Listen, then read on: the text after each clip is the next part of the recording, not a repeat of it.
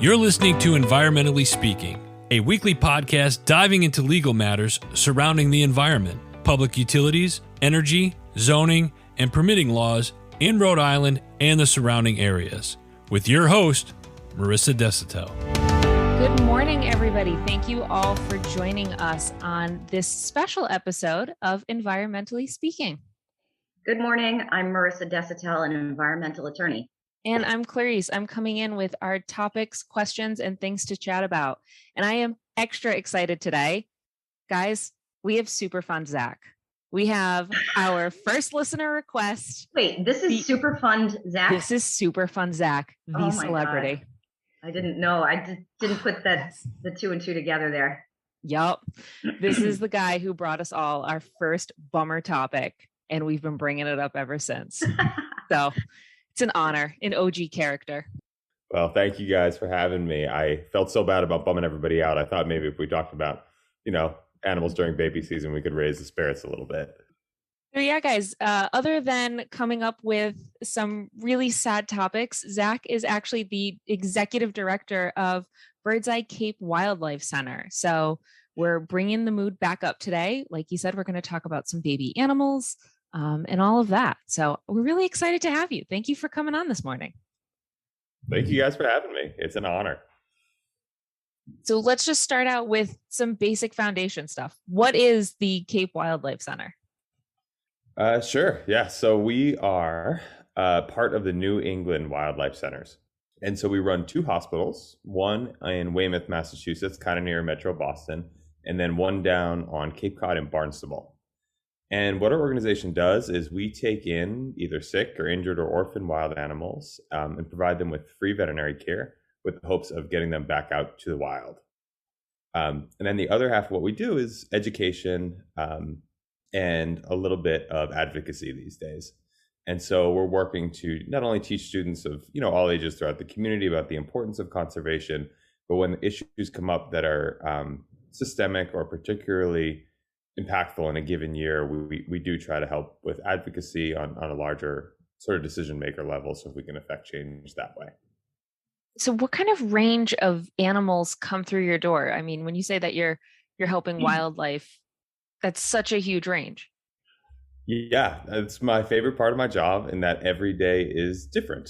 We take about 230 different species in a given year. So that's pretty much anything you're going to find in, hanging out in your backyard anywhere across New England. Everything from foxes and coyotes to owls and hawks to baby squirrels to skunks, you name it. And if it ends up on the wrong side of a human interaction, or if it ends up with an illness or, something like that, we will take it in at either of our hospitals and try to get them healthy again. Zach, do you ever take in more exotic animals? Is there a random lizard that shows up ever? We do get a fair amount of random lizards now that you mention it. So one of our hospitals runs a practice called the Odd Pet Vet, and it's a fee-for-service practice. So it helps. Odd Pet Vet. Yes, the pets are odd, but also the vet is my dad, and he is very odd as well. yeah. But we use that to generate funding for our other services. But we take care of anything but dogs and cats. So that if you do have a random lizard at your house as a pet, or a guinea pig, or a rabbit, or something that's not a dog or cat, we'll take that in for low costs and use the money to help the wildlife and teach. Oh, that's wonderful. I love that. It's so about 500 species total. But I will tell you, getting back to your first point, a lot of people will find like their neighbor's escaped lizard, or their neighbor's pet snake has gotten out. They think it's wildlife and they drop it off with us. So we do get a lot of those as well. And what do you do with those types of animals that are dropped off? It's not like they come with a collar and a name tag or I was just about to say, how do you tell it's like a house snake versus an outside snake? Yeah, if you ever tried to put a collar on a snake, it's pretty difficult. Most of the time we know that they're a domestic species right off the bat, and then we'll call local animal control or kind of put the word out. And a lot of times we don't end up finding the owner, so we have to take the next step and try to find a good home for them. Well, I mean, they're rehomed, but it's still a good place. kind of shifting a little bit, how did you get involved with the center? You said that your dad is the odd pet vet. Was it always a family thing? Yes, for better or worse. My father is a veterinarian and my brother is in veterinary school right now. So actually, I grew up in a wildlife hospital, and I pretty much swore up and down for my entire childhood that I would never go into the field. And then I went to school, went to grad school, and became a hydrologist. And it turned out that was short-lived because when the Cape Wildlife Center was going out of business, they needed an executive director, and I kind of got sucked back in that way. But I'll be honest, I couldn't be happier. It is, like I said, it's never boring, and we get to do a lot of different things and help a lot of different people and animals. So no regrets here. So how long have you been in this role now? We just passed my 5th anniversary as the director, and since New England Wildlife Center took over the Cape Wildlife Center. Very cool. Kind of shifting a little bit. I know that you do a lot of field work as the executive director? Are you still able to get out into the field, or has that joy been passed on to others? Well, as it is with many nonprofits, you got to wear a lot of hats. So yeah, the short answer is yes, I do. We do a lot of we just launched a rescue service. So we're out doing sort of specialized rescues that might be on the scope of what a normal member of the public could do, or maybe assisting animal control or specialized departments. But I'm also a janitor, and I'm also a carpenter, and I'm also a fundraiser, and an accountant, and a phone answerer. It's how we stay in business. You got to be flexible, and like I said, if you guys haven't figured it out already, my attention span is short, so getting to do a lot of little tasks throughout the day is what keeps me engaged and makes me probably the most effective I could be at work. I will You vouch. said that you lost a rescue. Oh, we launched a rescue service. Oh, launched. Okay. Yeah, so during COVID first, and now we're actually having an emergence of bird flu in New England. We sort of realized that there was a pretty significant need for people to actually go out into the community and pick up animals. I mean, most of the time it's either your local environmental agency or environmental police or animal control, or a member of the public that finds an animal, right? So those are, it's either, semi-governmental or a member of the public. They pick the animal up, they bring it in. But with COVID and people were worried about being exposed, it sort of started a pilot program for us where we were actually going out. And it ended up snowballing, because the thing we can do that most other services or animal controls can't is we'll bring veterinary care into the field. And so what that means is if you have say this actually happened not too long ago, but say you got a coyote with its leg stuck in a fence, something like that. It's the species that can be mildly dangerous to humans just because of the disease potential. And, of course, the coyote was angry. So we were able to go out with a veterinarian and actually chemically sedate the animal, meaning make it go to sleep, reduce the stress level, and then we can work, to cut it out of the fence and get it emergency triage, stabilize it. And so by the time it's on its way back to the hospital, it's already begun the medical treatment, not dissimilar to like a human EMT. Wow. So the needs. You have dedicated staff that does that type of work? Yes. It took a lot of fundraising, but we actually just last month hired a full-time person who's trained up, and, she's a vet tech and a wildlife rehabber and a pack agent. And that's awesome. It's been really good. We've done, I think, 42 rescues in 30 days. So the need is there. Oh. When you do the chemical sedation, are you, for some reason, I had this vision of someone in a safari outfit with a dart gun, but that's probably not accurate, right? Well, they never let me wear the cool hat anymore, but we do have an air-powered dart gun. But to be honest, most of the time, it's as per DEA rules and per Massachusetts Fish and Wildlife rules, the drugs have to be loaded and should be administered by a licensed veterinarian. And so most of the time we have experienced handlers, and it's mostly done by an injection. But when the situation arises, we're ready.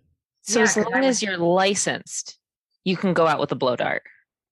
That's kind of what I'm hearing. As long as I have a license, I can do it. Yeah. Are you writing this down, Clarice? Yeah. I will Get tell the you, certification. we took a, it's called Safe Capture. It was a chemical capture course. And I should also mention, we do work through the odd pet vet with a number of other institutions like a couple zoos, Boston Museum of Science, larger organizations that have collections. And so part of those certifications were geared towards working with larger animals too. All right. So the next and I think inevitable question about fieldwork is, do you have a crazy story or a favorite story about being out in the field or doing a rescue? Well, we've gotten into a lot of strange situations. I'll tell you one from earlier this week because it's the one I can remember. So this week that we're in, we got a call from the Boston Firefighter Academy out on Moon Island. And that's a little far afield for us. We were like, okay, yeah, what's going on? And so this is where they train firefighters, and there's like special ops rescue teams, and it's sort of a whole island that's dedicated to police and fire training. Wait, and it's an island? It is. It's like, I guess, technically a little peninsula, but it's right.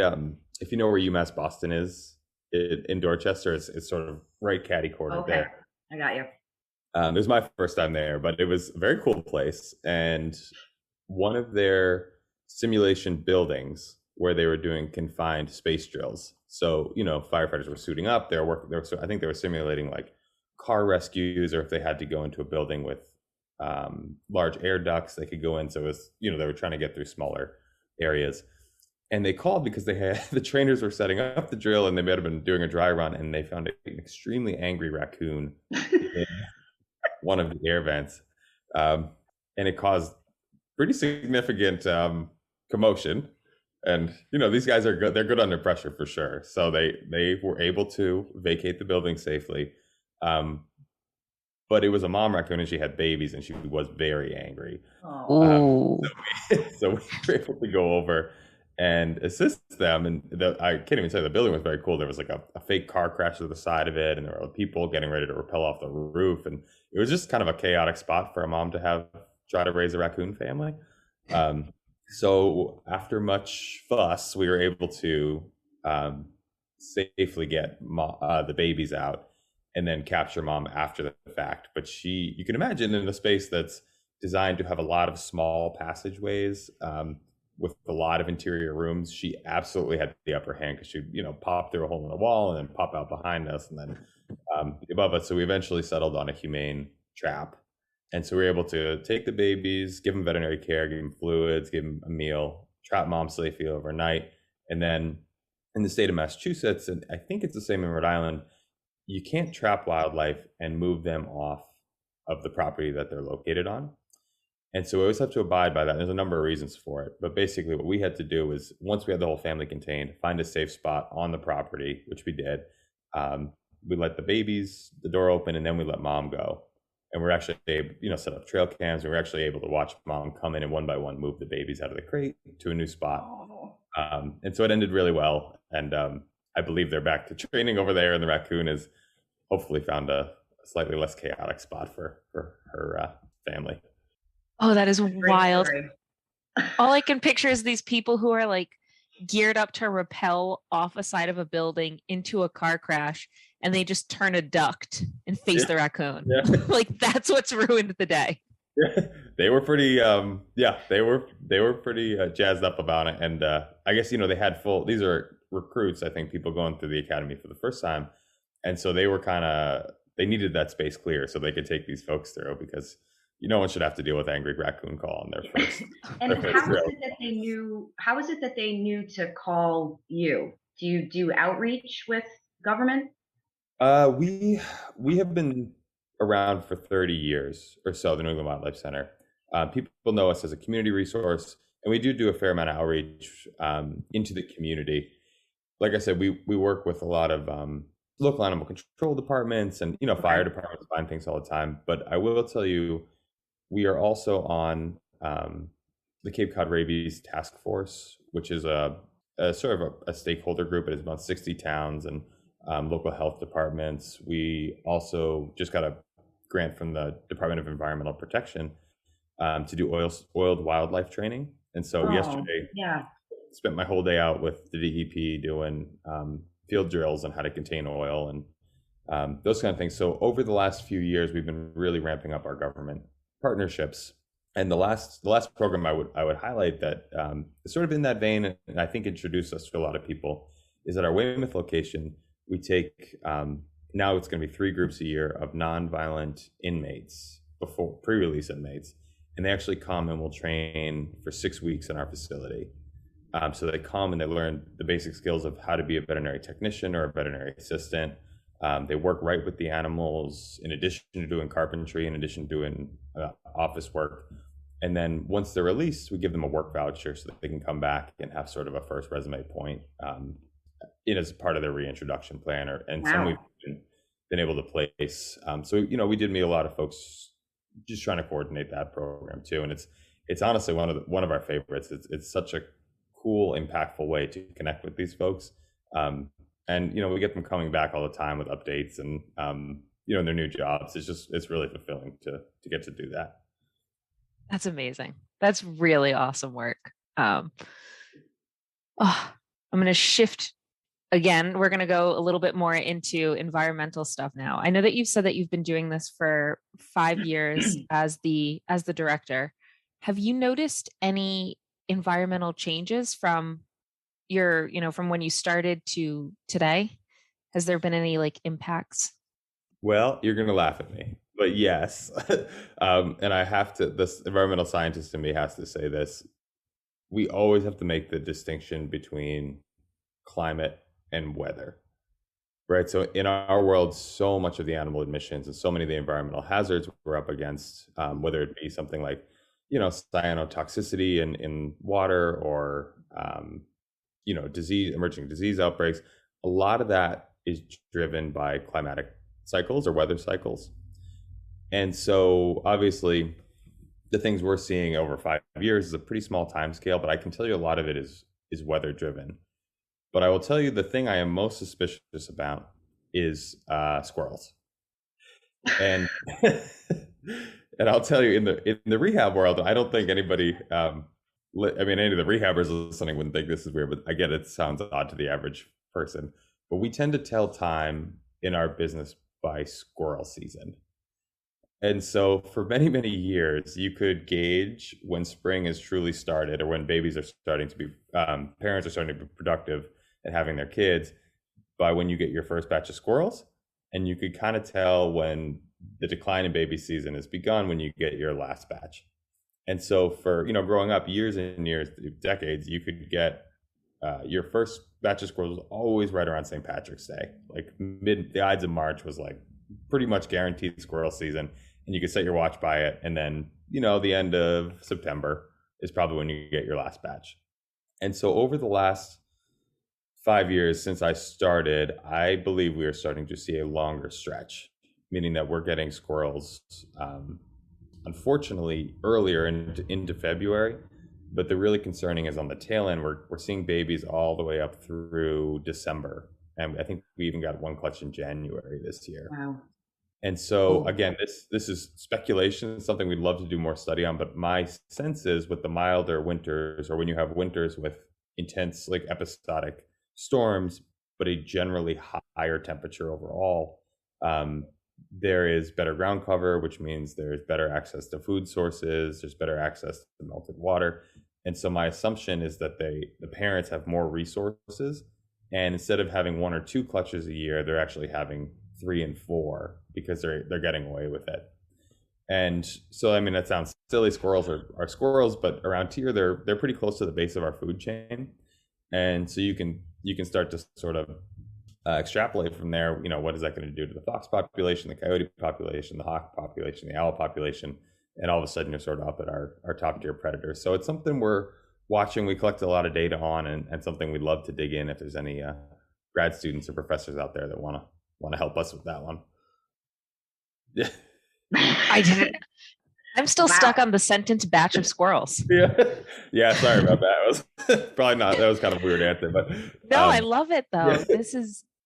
Oh, I would have never. Well, it makes total sense, and it's also really scary that if it is climate change, and I think it is, that your folks are seeing the real life implications of that effect.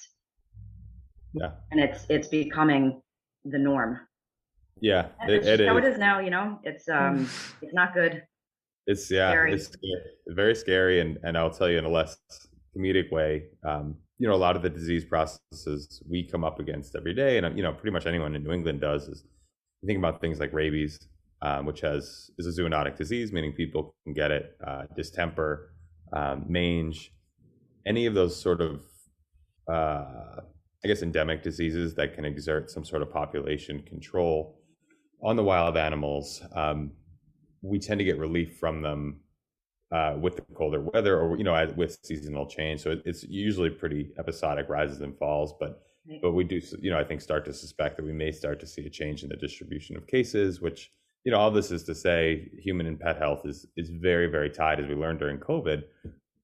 You can't really separate wildlife health from human health and human well-being. So it's all stuff we do take really seriously and are watching closely. And our viewpoint on it, honestly, now is we're trying to treat every individual animal, but every single animal is a learning opportunity. So we're capturing just as much data as we can on every patient, and then trying to synthesize it and share it with other people, and especially in different parts of the country, or especially in different parts of New England, where we can sort of compare what they're seeing with what we're seeing and try to get to some of the driving factors.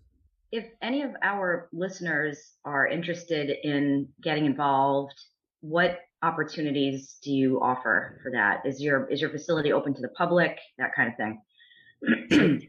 So the Weymouth branch is open to the public.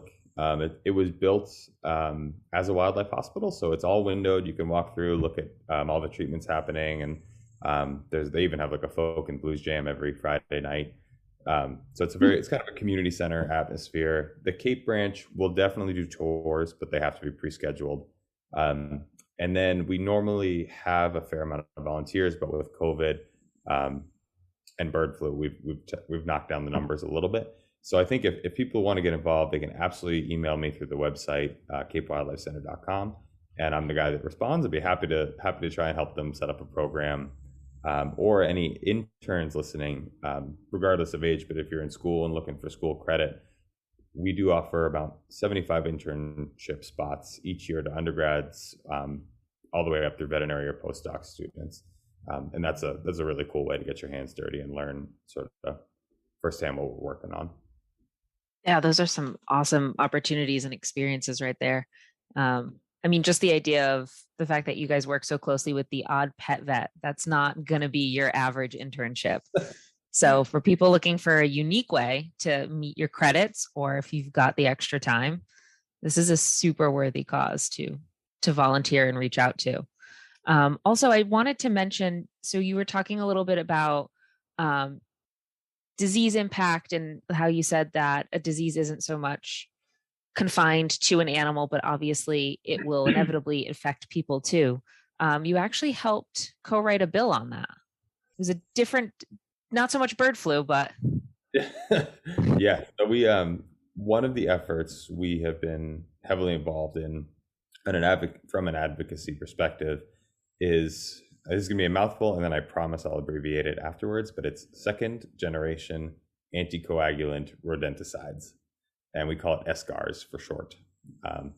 But essentially what it is it's the pretty standard rat poison that if you were to, say you got a rat problem in your house or a mouse problem, you pick up the phone, you call your local pest control operator, they come out and they say, okay, I'm going to set you up with some of these boxes. They put down those big black boxes you see on every street corner. You go to downtown Providence, you go to downtown Boston, you're going to see them everywhere if you start looking for them. And a lot of the time what's in those boxes is a bunch of bait pellets. And the active mechanism in those bait pellets is that it stops your blood from clotting, right? And so the way it works is, they try to make a target, but a mouse or a rat goes in there. They are going to eat a little bit of this poison, and the mouse or rat doesn't die right away, right? Because you don't want mice and rats dying in your walls or dying in your ceiling or whatever and starting to smell. So there's a latency to it. And all of a sudden you have a very sick, slow moving mouse, which if you are a opportunistic or lazy hawk or owl or fox that is looking for an easy meal, you probably think you're getting a close to free lunch. And so you eat this sick mouse or rat. And all of a sudden you have then in turn dosed yourself with this poison. So your blood stops clotting appropriately, you get sick. And then the next mouse or rat you can catch because you're not feeling well is probably one in that same area and probably one that's also slow moving. And so you see this sort of bioaccumulation cycle start where these guys can repeatedly dose themselves over and over. And the reason we feel so strongly about reducing that particular brand of poison is just because the impacts are so frequent and really horrible for us. So, I mean, hundreds of times a year we take in animals that have had this type of exposure. It's mostly hawks and owls and eagles and raptors and a lot of the animals out there that are not only important to the whole ecosystem health, but also realize they are nature's rodent control, right? So, a great horned owl in our care in a year would probably eat 2,000 mice all by itself. And so if you poison that animal and then take it out of the environment, not only are you, sort of kneecapping nature's ability to take care of rodents, but you're pretty much guaranteeing that you're going to need to continue putting out poison in your area too. And so it's a really hard cycle to break.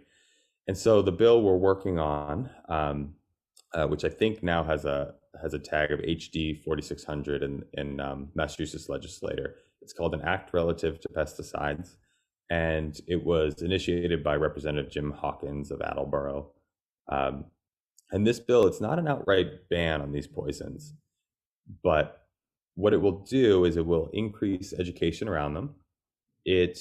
I should say too, these poisons, without getting too boring about it, they're only licensed for to be distributed by pest control operators, which means you can technically, if you try hard enough, you can buy them on Amazon, which is a whole other issue.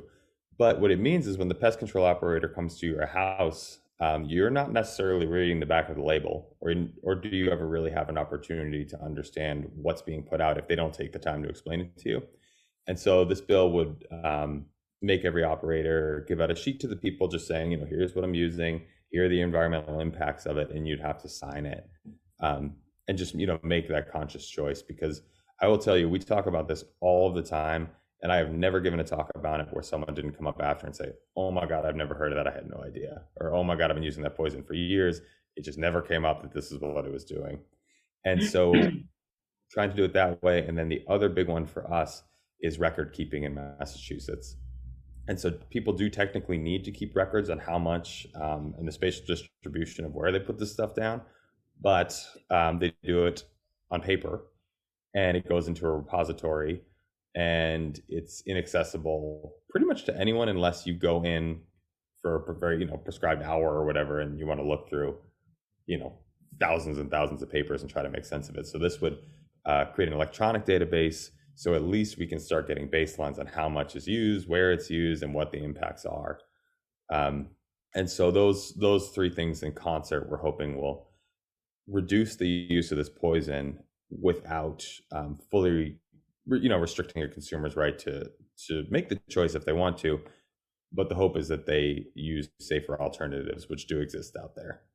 And here in Rhode Island, even though that legislation wouldn't affect people here, you could still, as a homeowner or someone that uses a rodent company to try to address an issue, you can inquire with the company about what they are using and ask if they have an alternative to something that's not so poisonous.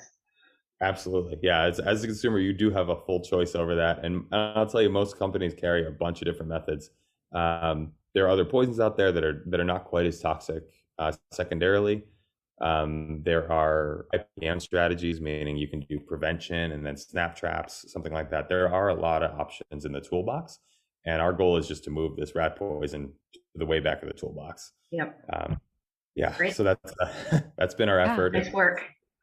Oh, thank you. Yeah, we're making slow but steady progress on that one. Yeah, that's. Can I give a plug for your you guys down in Rhode Island? You have an agency called the Wildlife Clinic of Rhode Island down there too, and we actually just had an opportunity to work with them very recently. But they're awesome folks too, and I'm sure would be happy to assist with advice, or if you find an animal that looks like it has rat poison or toxicity, they would be a really good resource to call. Oh, that's awesome. To echo those people at the end of your talks, I had no idea that was a thing. And it's such a seemingly small thing of putting out rat poison for your home can affect this huge chain of animals. It is really important. So, absolutely. Yeah, I think if you want to plug again, it is Bill H3991 for those interested in looking to find out more info about it. And plug a little bit more about the Wildlife Center. Let us know where we can find you, get some resources, learn more about you. Sure. Absolutely.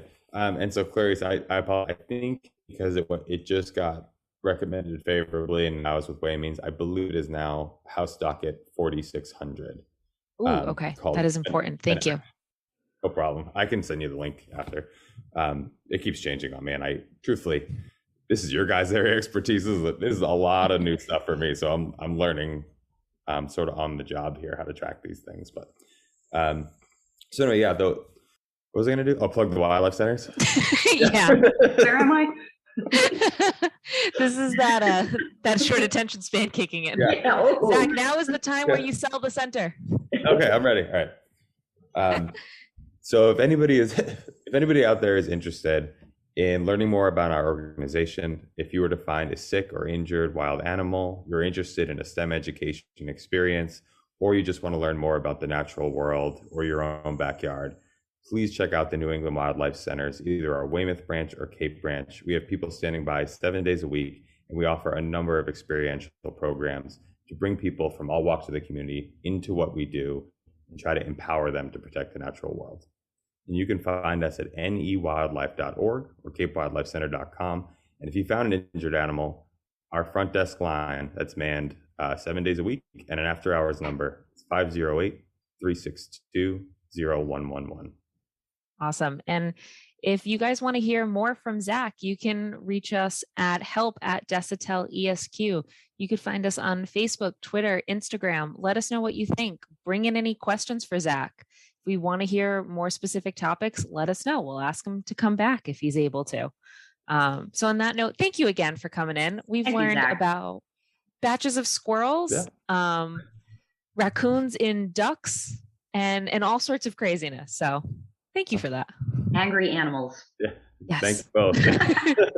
Thank you, Zach. All right. Have a good one, everybody. Thank you for listening to this episode of Environmentally Speaking. If you're in need of an environmental attorney, we are here to help. Call us at 401-477-0023 or visit our website at www.desautellaw.com. That's www.desautellaw.com.